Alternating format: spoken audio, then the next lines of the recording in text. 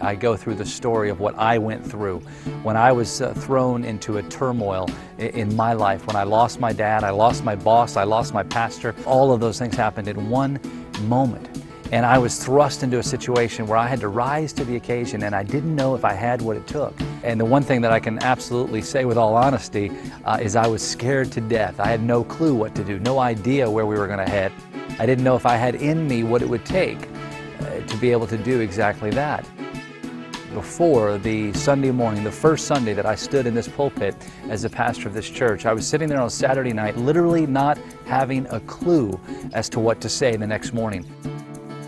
I got an email from a friend of mine that was a quote that he had found from a pastor back in the 1800s when he passed away. He was known around the world. His name was Charles Spurgeon. When he passed away, his son said this about his dad. He said, you know, in the days to come, there's going to be lots of accolades about what my dad was able to accomplish, the things that he was able to do in ministry in places all over the world. But I know for a fact that the only thing that my dad would once said is that it is not I, but Christ. And as I read that quote, I realized, you know what? Dad didn't build this ministry about himself.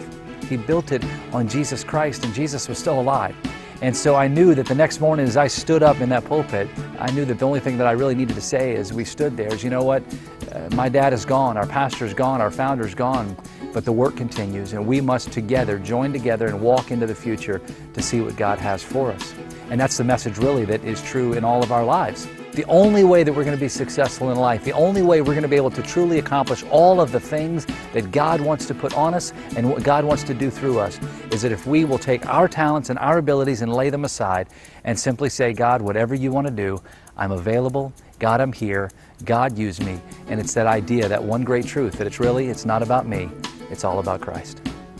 We can understand that the one great truth of life is also the one great gift in life, is that we don't have to go through all of this stuff alone.